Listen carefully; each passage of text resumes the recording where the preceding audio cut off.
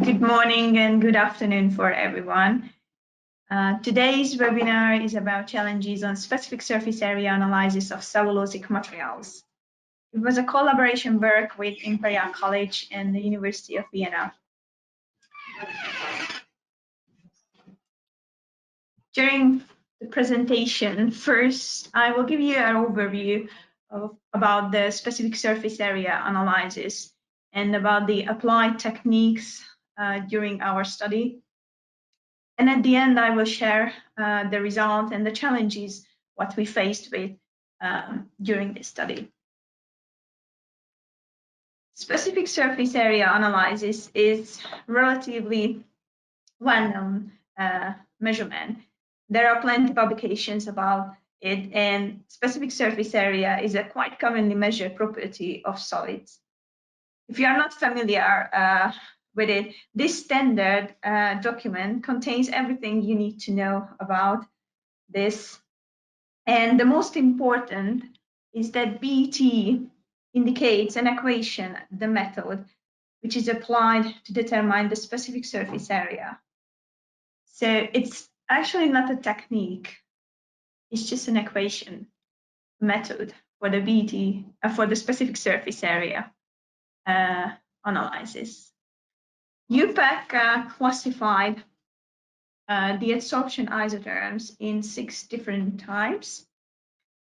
For the BET, to apply the BET method, only the type 2 and type 4 is suitable. During the measurement, the inaccessible pores are not detected by any gases.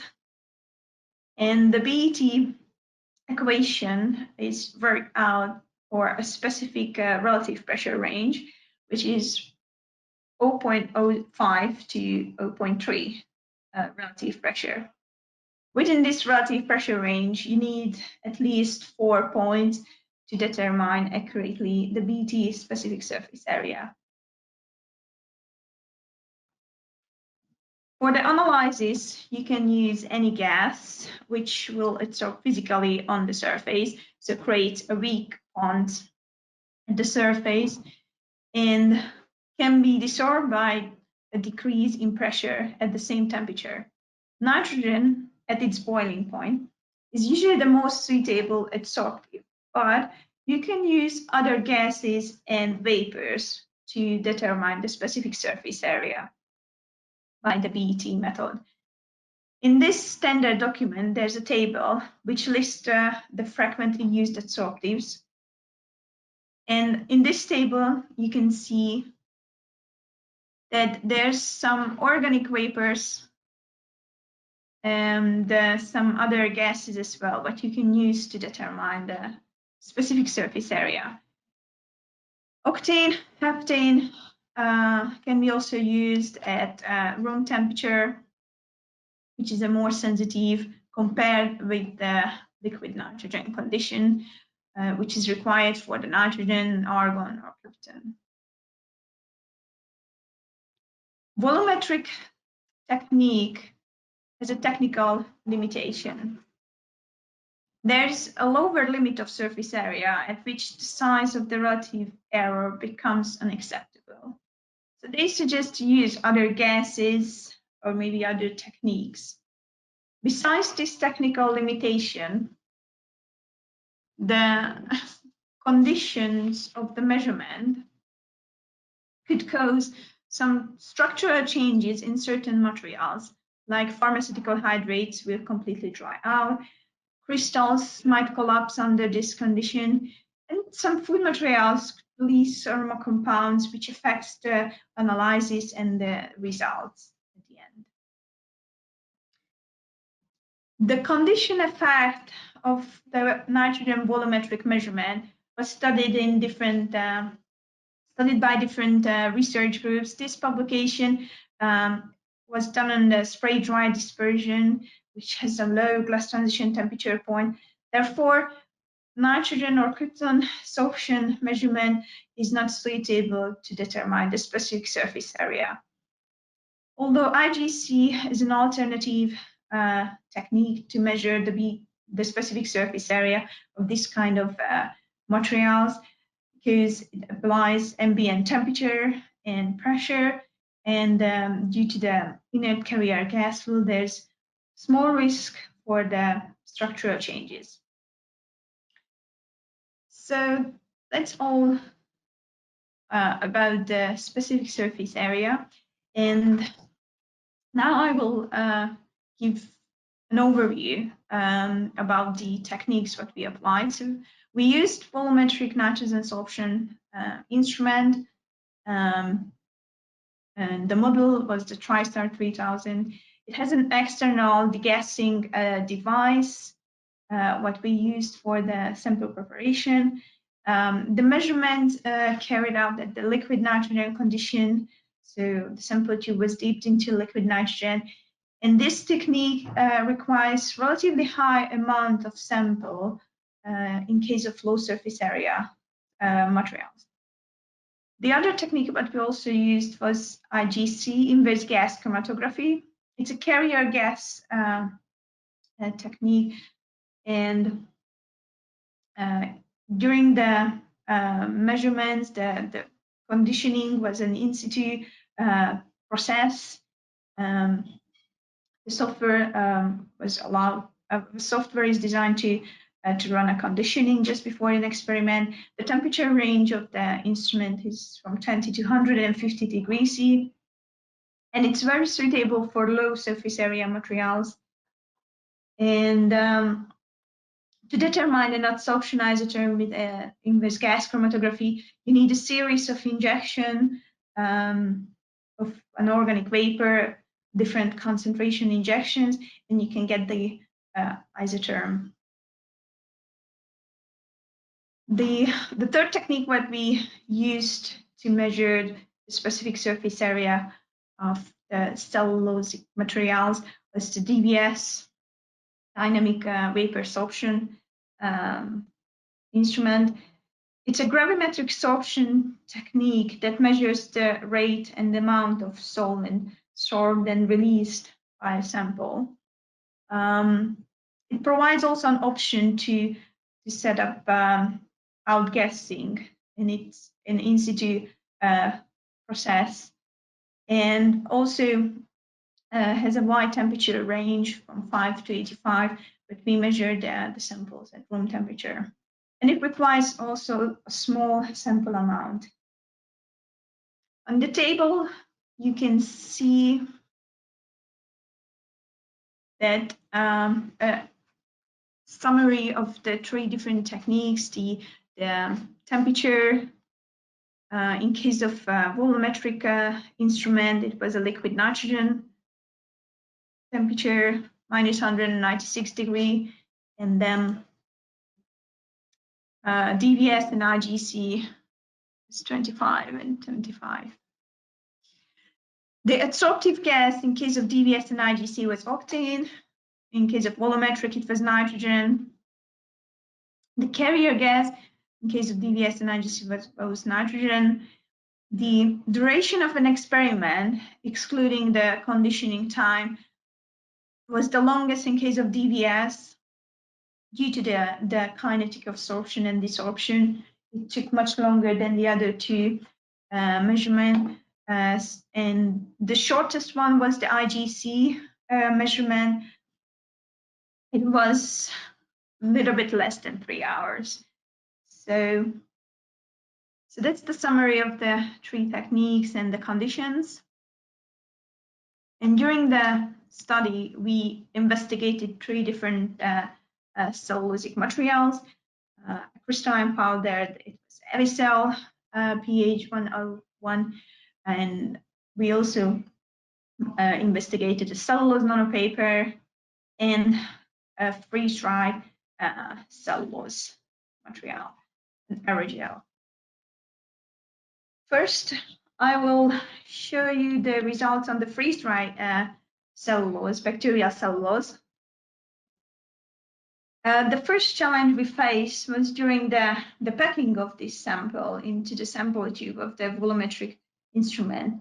This sample is quite fluffy, very light, so the gravity doesn't help to pack this sample into the tube.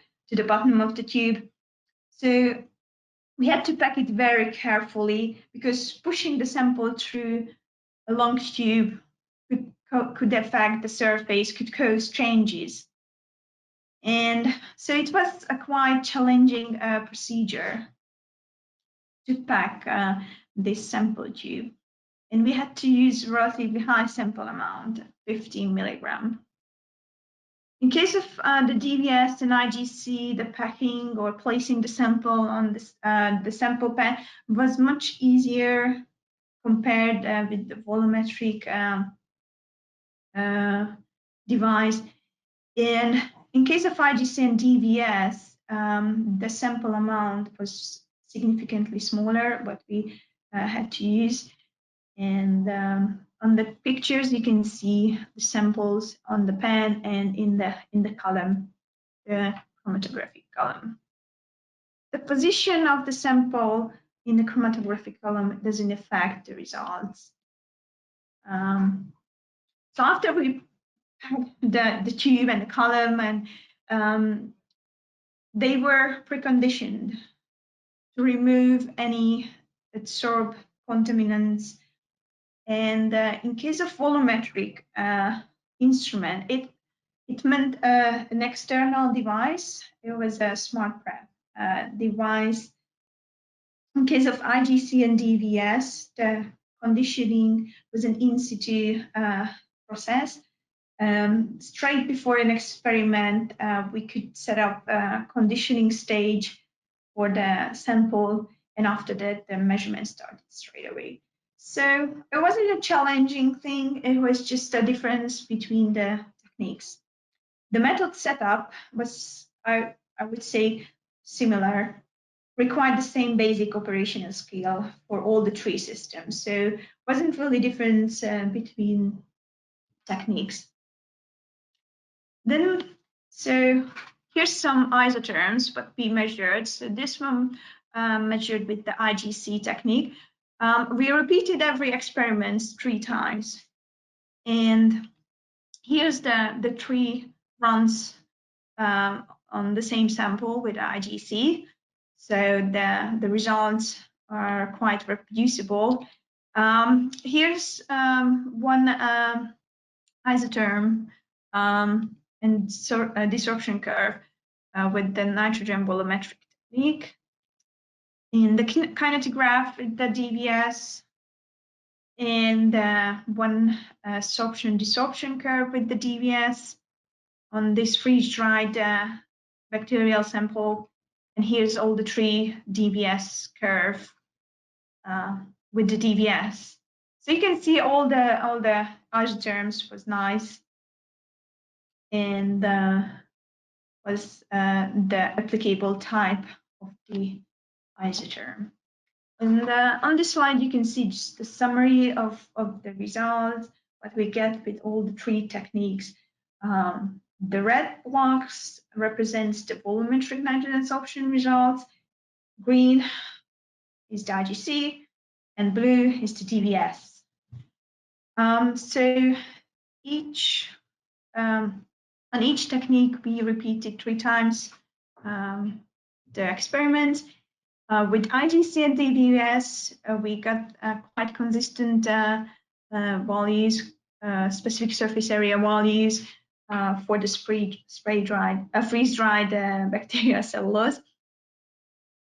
However, with the volumetric nitrogen absorption, the experiment reproducibility on the same sample, the sample tube, we didn't remove even the sample tube, wasn't reproducible. So we got different values from run to run, and there was quite a big difference between runs. So 30% decreases between the first and the second run.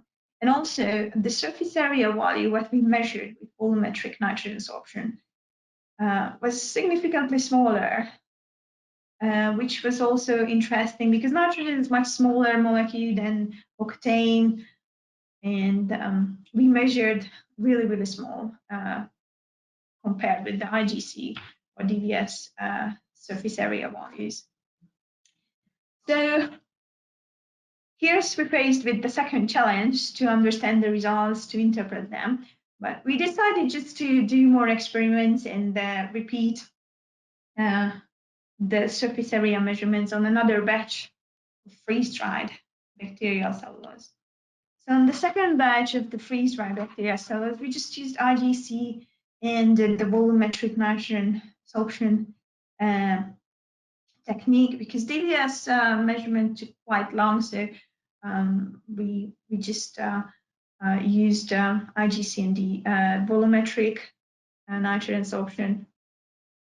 Anyway, the DVS and the IGC provided the same value in the first place. In this case, on the second batch, the results on IGC still consistent. We got the nice similar values on each with each experiment. But in case of volumetric measurements, now the results showed an increasing trend. So from run to run, the surface area increased of the freeze-dried bacterial cellulose. So after these measurements, we concluded that the surface area, specific surface area using volumetric nitrogen absorption is still not reproducible on the freeze-dried bacterial cellulose sample. The next step was to check the reliability of the IGC results, so to investigate is there equilibrium between the gas and the solid phase, so how reliable is the IGC data. This can be done by varying the flow rate through the experiment. So we use 5, 10, and 20 milliliter per minute nitrogen carrier gas. And we measured the same surface area value of this sample with the relatively good standard deviation, 1.06 meter square per gram deviation, which was quite good. And it was convincing that the IGC results are reliable and there was equilibrium during the measurement. So after this, we concluded that IGC results are more reliable and accurate than the volumetric, and even quicker than the DVS measurements. It has a very good reproducibility. It provides an in situ degassing and an easy sample preparation. But still, there was this one challenge what we couldn't solve, why the volumetric does not work well on freeze-dried bacterial cellulose, why the results are not reproducible and not reliable. So the first thing what we thought that there's no equilibrium, because during volumetric measurements, there's no kinetic information. And the other thing what we thought that maybe something happened with the sample due to this thermal shock, which happens during the measurements, because the sample basically from a lab condition, from a lab temperature, is going to 77 kelvins deep into liquid nitrogen. So basically 200 degrees C temperature changes in during a very short time. It's really a shock, a thermal shock on this organic sample, which could cause shrinking or some other structural changes. We are still working on to find the answer for this, so it's still in progress. But if anyone has the answer for this, please comment, share with us in the chat box. Thanks. So let's move on to the next sample, which was cellulose nanopaper, which was like this, looked like this. But for the volumetric measurements, we had to cut it. So it was also a bit challenging because we had to cut the sample to stripes in a short stripes to make it suitable for the sample tube of the volumetric technique. And this picture, the last one, was taken after the conditioning. And you can see that after the conditioning, the temperature conditioning, the sample became a bit yellowish, so it changed in color, which was also an interesting observation for us. And we think that probably there was some oxygen what the carrier nitrogen couldn't push out from the tube. And after we packed the sample and condition, we performed the experiment, and the first run, first results look like this, and the second run, and the third run. So for us, it was really hard to define this isotherm, to categorize this isotherm based on the UPAC classifications into one of that type. And we had discussions with other researchers who's working with cellulose nanopapers, and they also mentioned that they got similar type of isotherm when they use volumetric measurement. And yeah, it's a little bit interesting. And also what we observed that the adsorption curve is going down, so it has a negative slope. Basically, there's no really adsorption, which is very weird and interesting. But in some cases, there's a positive BET curve. So here came the third challenge to understand this phenomena, this type of isotherm, and how is it possible to get the positive BET curve even though the adsorption isotherm has a negative slope. So we checked equations and everything, how the volumetric technique calculates and determines the BET plot. And mathematically, it's possible. Although scientifically, I think it's impossible to use this kind of adsorption curve or this isotherm for BET, specific surface area analysis. So with volumetric, we didn't really report the values what we got for this cellulose nanopaper. We moved on to the next technique, IGC. To pack this nanopaper into the column was much easier. It doesn't require to cut the sample. You just need a piece to roll the paper and just push it into the column, and that's it. And after the experiment and the conditioning, we checked the sample, the sample column, and we didn't see any color change. So also we see benefit of this in situ conditioning, because the sample remained in the same color, so probably there's no changes. And here's an isotherm with IGC using octane. It's much nicer and has a positive slope since there's really adsorption of the octane molecules. And here's the BET plot, one of the BET plot. The surface area was 15.25 of this nanopaper. So in case of the nanopapers, we concluded basically that volumetric nitrogen sorption is not really applicable. Maybe the dead volume in that tube or something else, the reason. But IGC is really applicable on this paper, and we get a very nice results and reproducible results. The last sample what we investigated, another cellulose It was an Evisol, a crystalline powder. It's mainly used in pharmaceutical industry as a binder for tablets, but it has also other applications. During the sample tube packing or the column packing, there wasn't any challenges. Was easy for all the techniques to pack the column or to place to the sample pan.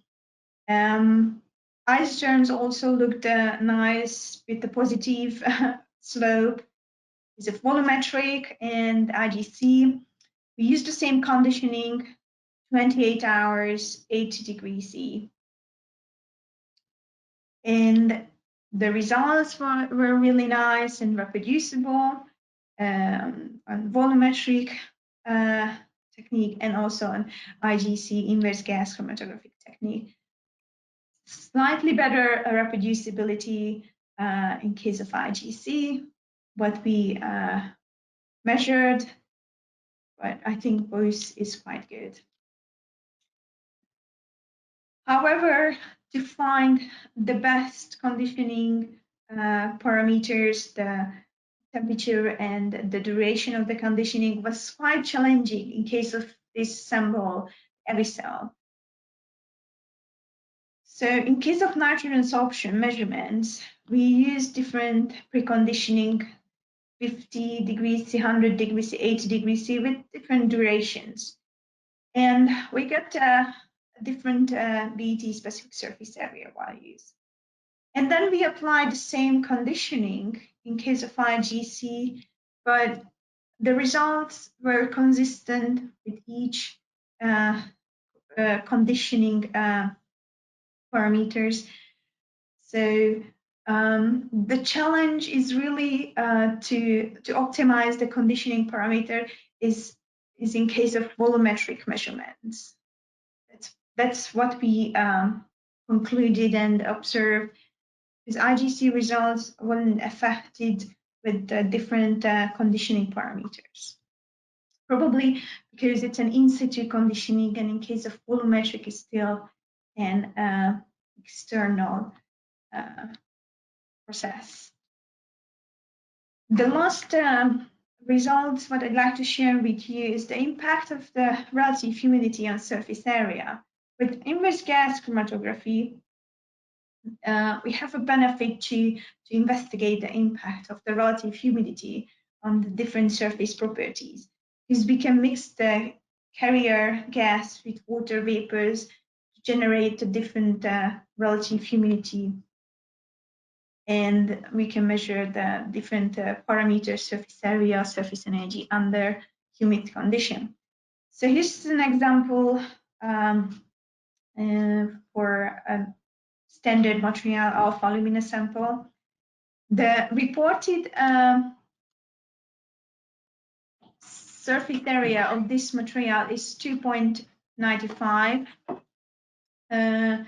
With IGC with zero relative humidity, it's also 2.95 if we use octane at 30 degrees C.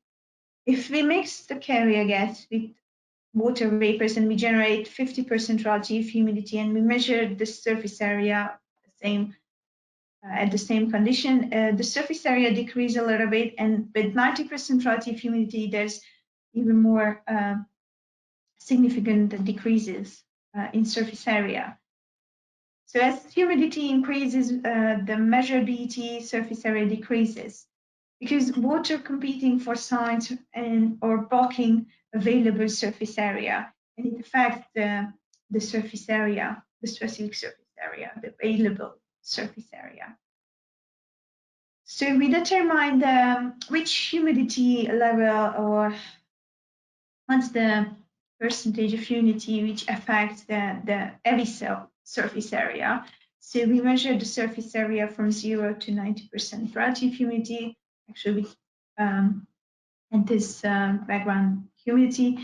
And we could determine an inflection point, basically where the surface area started to decrease. It was around 85% relative humidity. In case of this Evisol, the Evisol pH 101. So relatively quite high humidity compared with some other materials, like in case of magnesium stearate, we observed quite low 20% relative humidity could cause significant decreases in surface area.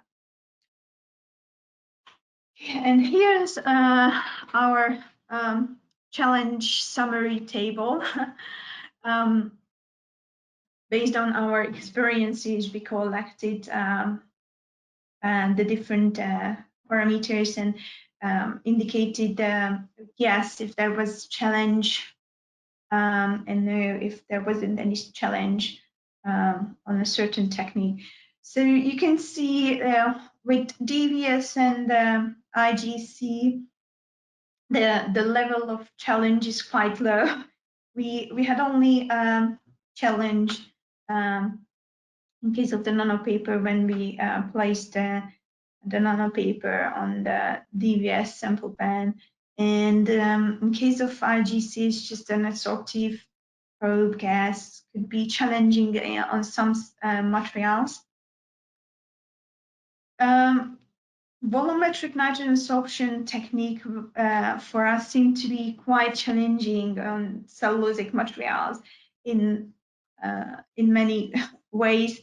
To understand the results, reproducibility, conditioning parameters, and so on. Packing was also quite challenging.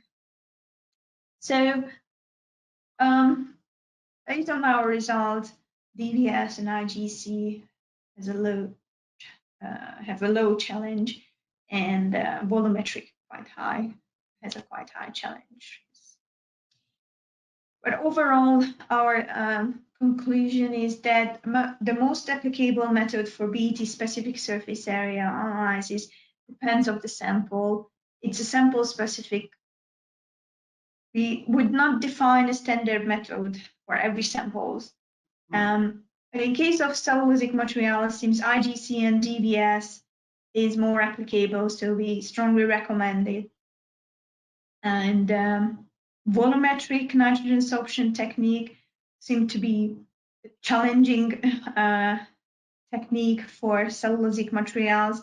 So we only recommend it for challenge-oriented researchers. And finally, thank you for your attention, and I'm happy to answer your questions. Thank you, Annette. That was really great. We've got a very active board here, so we've got a good few questions for you if you're happy to take them. The first question is, first question we have is, what is your experience in BET measurements of aerogels based on nanocellulose? I am working in this topic and I have challenges to avoid, including dead volume, because the bulb is filled with only 20 milligrams. Yeah, thank you for the question. Yeah, our experience is really that in case of volumetric measurements, it's really hard to pack and to place the samples into that bowl. I would really recommend sorption techniques,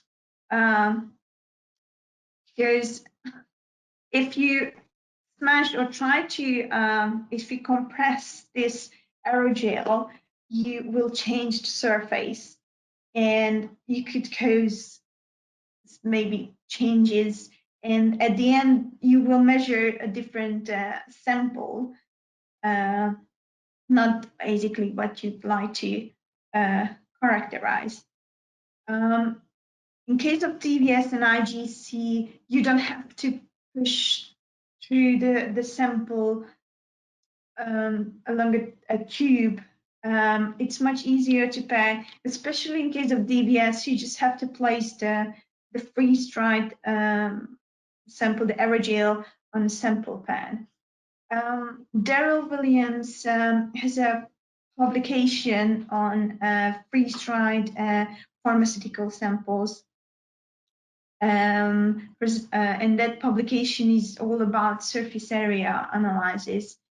We can share with you that paper, and also we are working on the manuscript of this study, so it's also in progress to publish this data with a little bit more results, and after that we can also share that with you.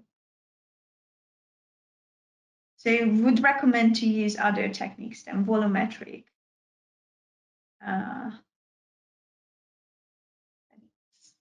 Fantastic. Our next question from Raymond Pearson. He has asked, for IGC SEA, how small is small? What is the sample size? And also, what is the size of the sample for DVS? Sorry, I missed which kind of sample, in case of which sample was this question? Apologies. The question was, for IGC, what is the sample size? And also, what is the size of the sample for DVS? Okay, so in case of freeze-dried bacteria cellulose, the sample size was for IGC was 6 milligram, for DVS 3 milligram. In case of the other samples, for the nanopapers, we used also significantly smaller sample amounts. So it requires smaller sample amount compared with the volumetric technique.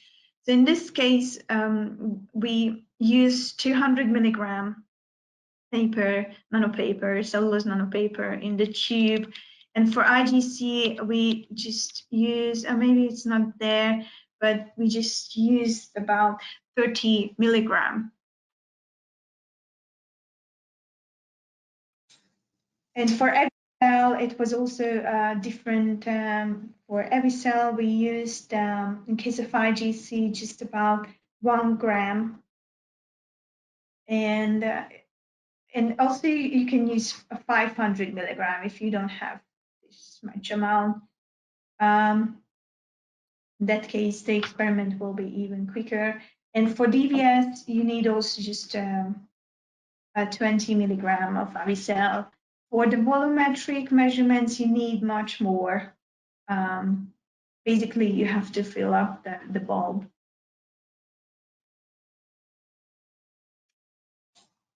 Was that enough? Or which kind of materials this person is interested? I can maybe give you some ideas how much sample is needed for IGC or DVS or other. Great, and we invite Raymond, if he'd like to follow up, as you just mentioned, with us, he can contact us at marketing@surfacemeasurementsystems.com. Our next question coming from Carlos Leon. Would it be possible to perform volumetric tests with octane at high temperature versus N2 at 196 degrees Celsius for a more direct comparison? Be possible. We didn't have the device, and the nitrogen volumetric device is not suitable to use octane, organic vapor. We could use krypton or argon, but it wasn't, or CO2. It wasn't an option to use octane. Although in this study, we wanted to represent that the commercially available standard, commercially available techniques, applicability of cellulosic materials. So without any modification of the instrument, how accurately we can measure the specific surface area and which specific surface area is more reliable.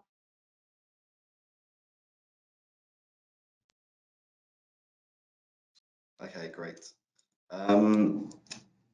We had a question from someone who's now left, but it could be useful for the other participants to hear it. The sample preparations with freeze drying are notorious for poor reproducibility. This may come from a simple small difference in fraction of solid to liquid in the sample. Did you image the samples? No, we just had an image about the freeze-dried samples before the experiment, but after. These samples were crystalline samples with not much pores in it, so we didn't really do that test. But thank you. Yeah, maybe it's something to consider about. Okay, we have a question coming in from a Shazad Sharif. He asks, nitrogen instruments have a conditioning system, vacuum and flow. Would the flow be very close to an IGC setup? In case of this external device, what we used, the flow also was quite close to the IGC because we use nitrogen with the same flow rate, what is in IGC or DVS, and we also use the same temperature in this conditioning outgassing device. Yes, we are aware that there's a vacuum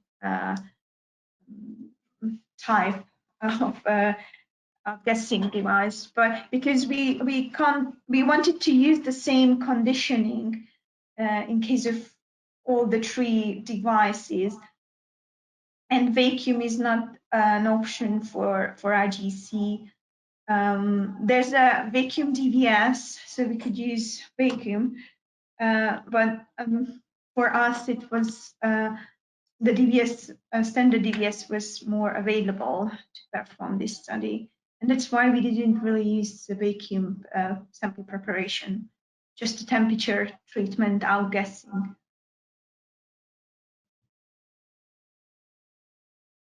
Shazad has followed up with the question, so you confirm you use flow to condition nitrogen?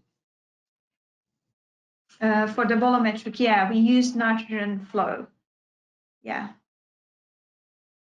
There's an option also that device to use helium during the conditioning, but we use the nitrogen to be consistent with the other techniques.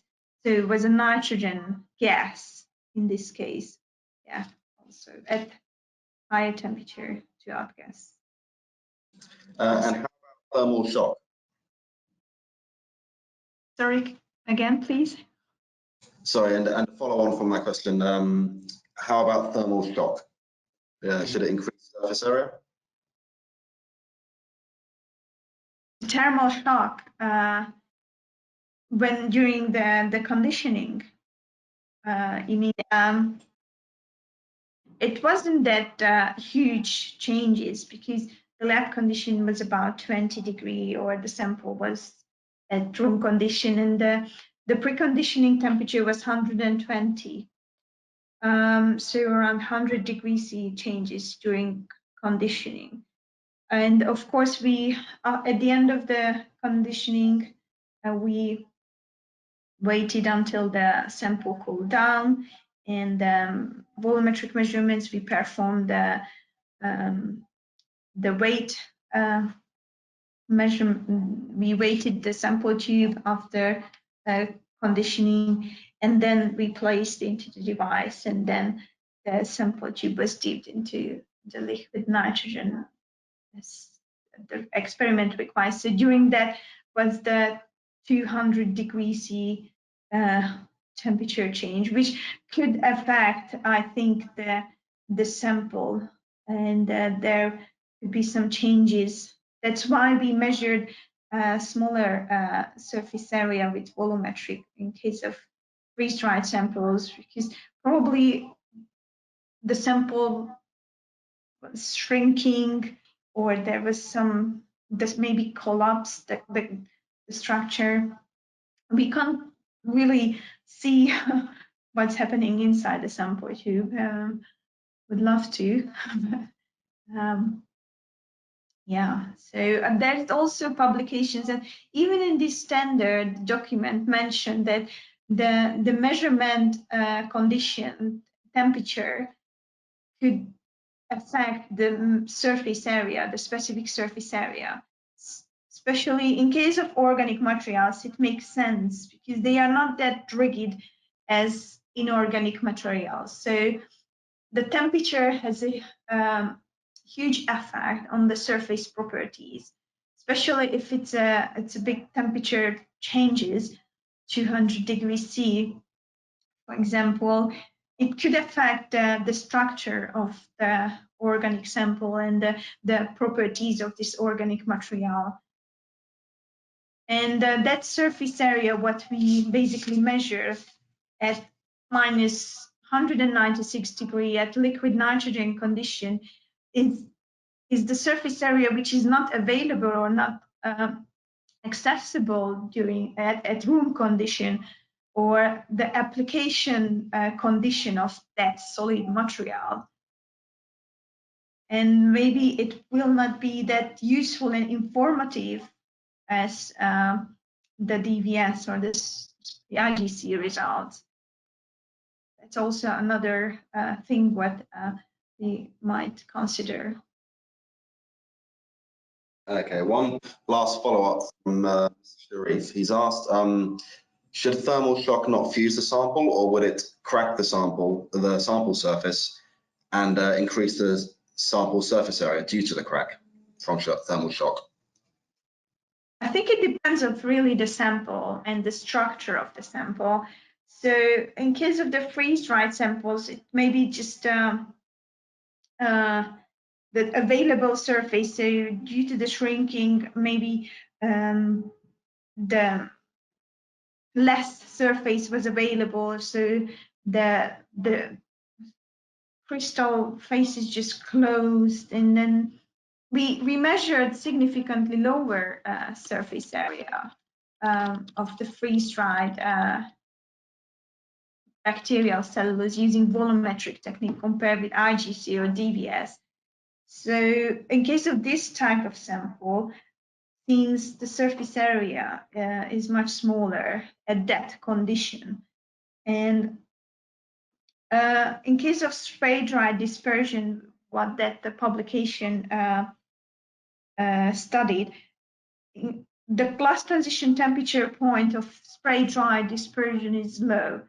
So when you expose this kind of solid materials to liquid nitrogen condition, there's a potential risk of structural changes because the material is going to its own glass transition point. So at the measurement condition, the sample is a different state than at room temperature. So that's why it's not accessible, the surface area of spray-dried samples with krypton or nitrogen sorption measurement. So it's really, as we concluded at the end, the most applicable BET specific surface area method or technique what you use to determine the BET specific surface area depends on the sample, the solid material. So it's really sample specific. So would not define one standard technique for every samples. Inorganic materials are more rigid than organic materials, which are more sensitive for temperature, for relative humidity, and so on. So there's a lot of factors. Okay, fantastic. I think we'll wrap it up there, everyone. I'm sure you'll join me in once again thanking Dr. Annette Condor for a fantastic presentation, and really thank her for giving such detailed responses to all of our answers. If anyone has any further queries for us or questions for the doctor, please do feel free to send them through to marketing@surfacemeasurementsystems.com. For any of you who have inquired about the manuscript or slides being available, we will be making a video recording and audio recording of this session available in the next week, so we'll contact you with information on how to access that. Please make sure that, that you check back on our website for upcoming webinar information, and I hope you all enjoy the rest of your day. Thank you and goodbye. Thank you also for your participation. Bye.